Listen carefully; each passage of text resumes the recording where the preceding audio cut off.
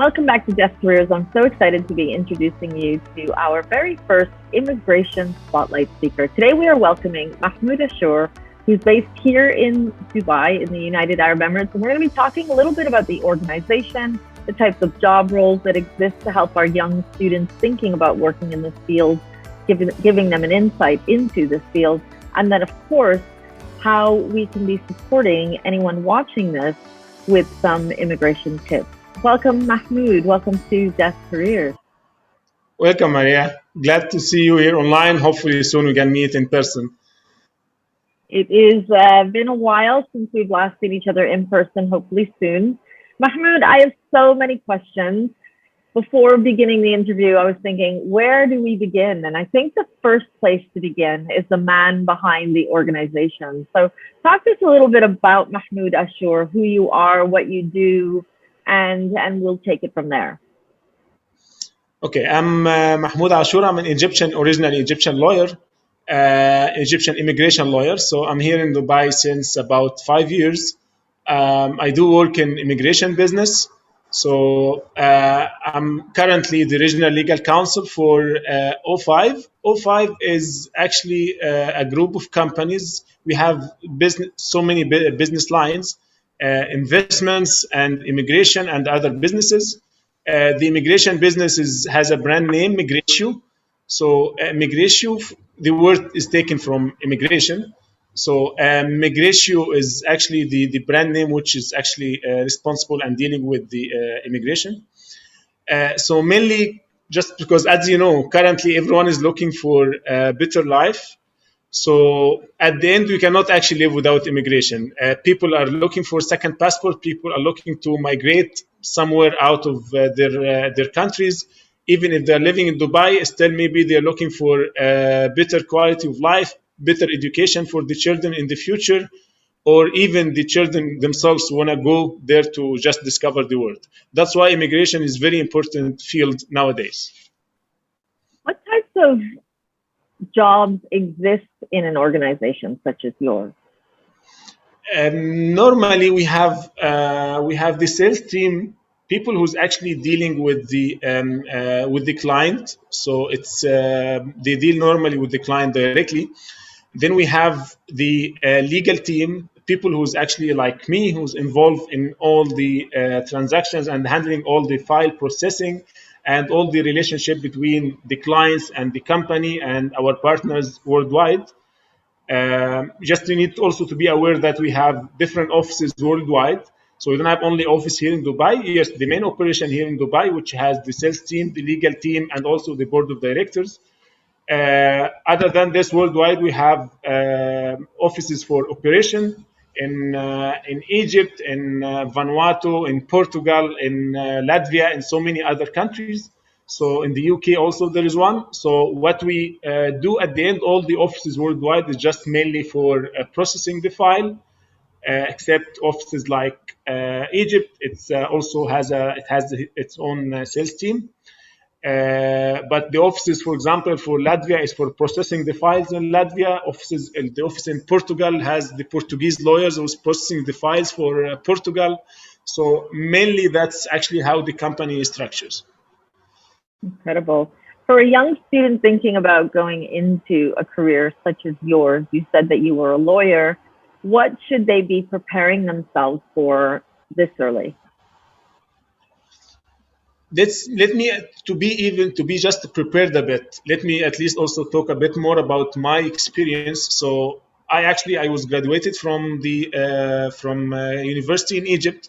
I got my master's degree from Cairo University in international commercial law, which gives you the background how to deal actually outside your country. Because at the end, when you study law, if you just studied criminal law or civil law, it's gonna be mostly local. Most of the rules and the laws is gonna be related to the local business and the local situations. But once you study the international commercial law, now you start understanding the international law, which gives you the opportunity to and the chance to deal with different laws worldwide. With this background, when you enter immigration business, it's going to be easy for each student when they study this to enter any immigration law firm or even not only immigration, corporate. So I do immigration and I do also contract drafting, commercial contract drafting. So for the commercial contracts and for the immigration, it's both from the background, the legal background, and the masters, which gives you the opportunity and the chance, the ability to search and do everything related to the commercial and immigration. And in working with lawyers from around the world, what have you noticed that a young person won't learn in a classroom but really should be prepared for? 100% the person, yes, will learn more when he start practicing, but the background actually is very important, because the difference between a person and another is not only what he learned in the school, but the skills he gained in the school. So because the skills which he gained in the school, which gives you the ability to how to make a research, how to get the information. So normally when I have a lawyer for a training or internship, normally I need just to check their ability to get the information and gain it from somewhere. So I give them the mission and I ask them to, okay, just do a research and try to find the information. I don't need someone who actually has the information already, because if he knows how to get it, I don't care if he got it from the internet, if he went to the authorities himself and visited them and got the information. But to be able to do this, that's the skills which you gain out of the studying which you did in the school. Okay. Now, I know that young people applying to university right now, a student visa is what they're thinking they need, but we know that a student visa will expire when their degree is complete. What are some of the things that you would like students considering traveling outside their home country to study with the hope of staying in that country to work? That's why normally, yes, I agree with you about the expiry of the student visa. That's why normally I would actually always advise the clients not to get student visa, but actually to plan to move, to migrate to that country. So, for example, people are migrating to Portugal. Better education, the life there is nice, and also the passport is a European Union passport. So you get the passport, you're eligible to apply for the passport after 5 years. You can live there and you can live outside. So with investment in real estate, I can talk more about the details about the value of the investment. I don't mind if you need, but at the end, once you invest in Portugal in real estate, you will have the permanent residence card, so you can travel worldwide, you can study anywhere, you have a free education in Portugal, but which allows you also to live in the whole European Union, not just as a student visa, which is going to be expired, but as permanent residence in European Union, which means after 5 years, the minimum requirements, stay requirements for Portugal is just 1 week a year. It can be 14 days for each 2 years, which means the person can be there in Portugal, and then if you want to study somewhere else and just go to Portugal for 14 days just to secure the permanent residence, to be able to renew it. After 5 years, you can get the passport. So once you apply for the passport, that's how actually it's better to do it. Because as a student, if you went to the UK and you studied for 2 years, those 2 years will not be counted from the minimum stay requirements to get the passport. Which means at the end, you went to the school. If your main actually goal is just to study, it's fine. But if your goal is just to get the passport later and permanent residence and to live in such country, no, it's better to just migrate there completely. Either the family itself can migrate, and because at the end, for example, Portugal, if the parents, one of them, open the application under his name, he can get all his family and all his children under the same application. So only one investment, the whole family can have the permanent residence card. The students, the children can go, the kids go to study, they can live there. If they want to live there, they can live there easily. And whenever they want to come back, they can come back. But still, after 5 years, they can apply for the passport, which is the major difference between getting just a student visa or migrating to the country itself. So using Portugal as an example, I know there are many other countries as well, Exactly. but using Portugal as an example, if a student wanted to apply to study in the UK at university with immigration papers in Portugal, would that still enable them to study in the UK, or would they still need to apply for student visa? They will, because now the UK is out of the European Union, as you know. So it's just a bit tricky because we're talking about the future, and currently the situation is just a bit not stable because of just they just went out of the UK, out of the European Union. Before it was very simple. The Portuguese person can just go to the UK and study without any issue. But nowadays it's a bit different than before. So yes, they will apply, but at the end, the difference here, even if they got a student visa while they have the permanent residence in Portugal, it means after 5 years they can be having a normal passport or a good passport, let's say, just by going to Portugal for 14 days. If they're gonna move to the UK even to study, I would actually also suggest them to the parents to open a business in the UK, so they can get also a permanent residence in the UK as well. Because there is also the option. Because I was just giving Portugal as an example, but same rule will apply to UK. If the parents is willing to open a business in the UK, they can open the business. Their children can go to study in the UK, which is going to be free of cost for some universities, and it will be paid for others.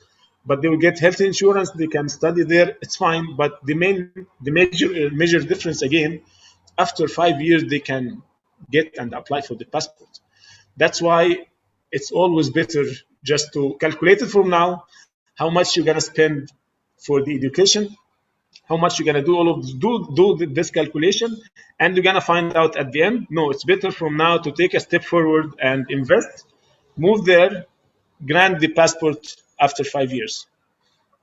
So I think this is a really interesting conversation. Definitely not one that many students would be having. I almost imagine you have parents approaching you, inquiring about these questions. Have you ever had teenagers reaching out and asking these types of questions?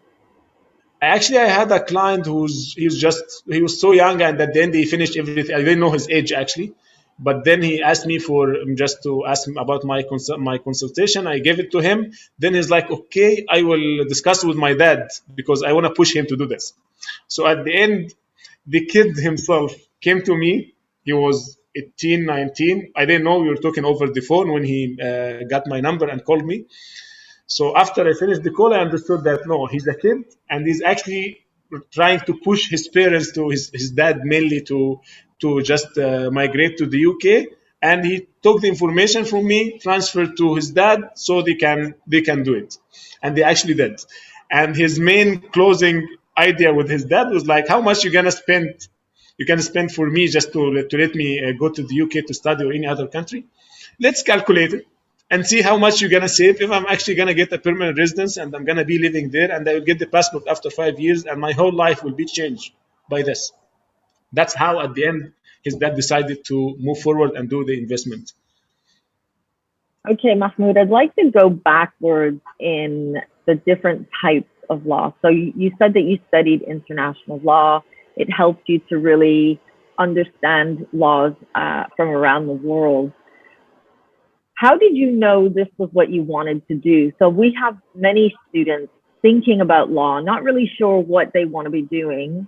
How did you know, no, I don't want to go into criminal law. I don't want to be doing, family law. I really want to be doing international law.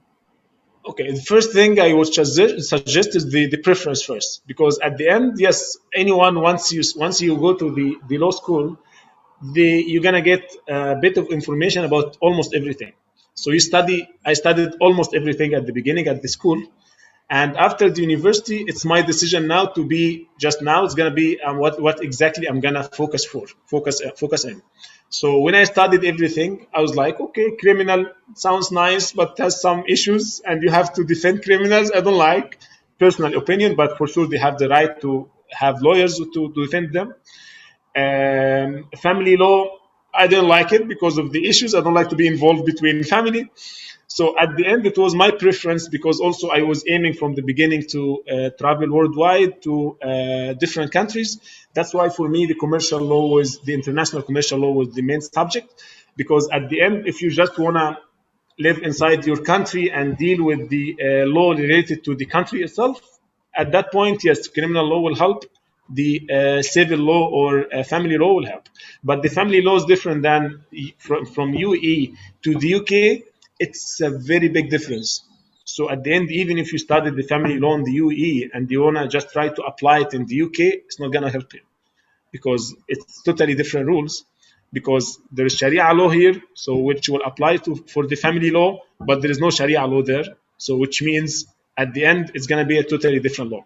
That's why normally it just depends on the person after he get the a bit of information about all the different laws. It's his option to decide based on just how he sees himself afterwards. So what tips can you offer a family thinking about, do we do a student visa? Do we do a permanent residency, which will then lead to applying for a passport? What would your tips be for them? I know you said really think about the long term, think about the benefit in the long run, and weigh up the different costs for both. But what would your tips be for parents sitting down with their children and really thinking about, do we apply for a student visa and then figure it out when you graduate university? Or should we be sitting down with immigration lawyers and really considering, doing permanent residency in a country somewhere in the world that our children want to be studying in? For me, the normal tip always is just to, before we take the decision, we need to think properly. So it's not going to cost us too much to sit with an immigration lawyer to understand more how this will be beneficial to us, and then we can make a decision. Because at the end, it's going to be different than from a family to another. If the family actually is not willing to invest because the parents has actually their own business here, which they cannot change, they are not willing to travel, they don't care about actually even the second passport. So maybe they don't need a second passport, or they have already a second passport. So for them, no, student visa will work. So at the end, it depends on the situation of the family. That's why normally knowing knowing the client is the most important key in O5. You need first, before even you talk with the client, you need to build the relationship with the client because you need to advise him properly. So normally when someone is going to come to ask me, is going to tell me, okay, what's better for me to do this or that? Normally I'm going to ask him, no, please let's first talk about you. And then after I talk about you and I know your situation, I'll be able to advise you and give you the best suggestion. Oh, definitely not one size fits all. It's a real bespoke to the individual and to the family. Thank you so much, Mahmoud. We've learned so much. How can we find you if we are thinking about work experience, or if we're thinking about immigration tips and advice? How can we find you?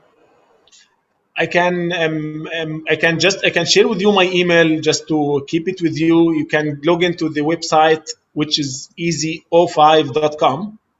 It has all the different lines of business. There is also the website migratio.com, migratio.com. That website is mainly for just immigration.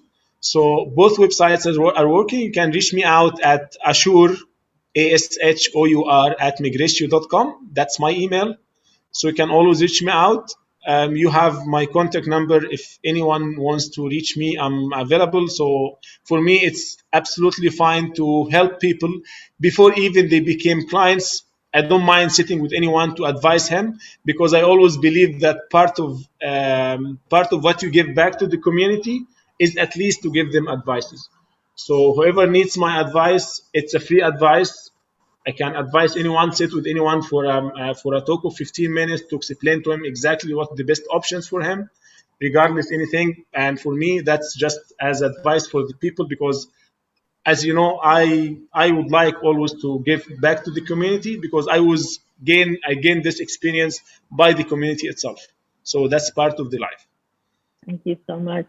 It was such a pleasure talking with you today. And I know that we had one of our students come for an internship week at your organization. What was that like for you, having a young person who was thinking about going into law, spending a week with you? It was an amazing experience, actually. And even the expectations for me at the beginning was I didn't expect that she's gonna be able to finish everything on time and to be able to be accurate. But at the end, yes, we it was really nice experience. The student herself gained some experience by researching, because at the end, as I told you, mainly I don't like to just give the person just information. I like to teach them how to get the information. So if you come to ask me, normally I would give you the advice, but at the end I give you a reference, because that's my opinion. Take the reference and find the information yourself afterward, just to double check my information. So that's actually what the student learned through the 1 week. It wasn't a long period, so we focused with her just to let her understand the corporate law, how to deal and how to make a research on anything by the internet, by contacting the authority itself, and how to make the just analyze the information, and at the end just bring a good result. That's incredible. And I know she had an incredible week with you as well. Thank you so much, Mahmoud. And we will see you all at our next Deaf Careers Digital Spotlight. Thank you for watching, everybody. Thank you, Maria.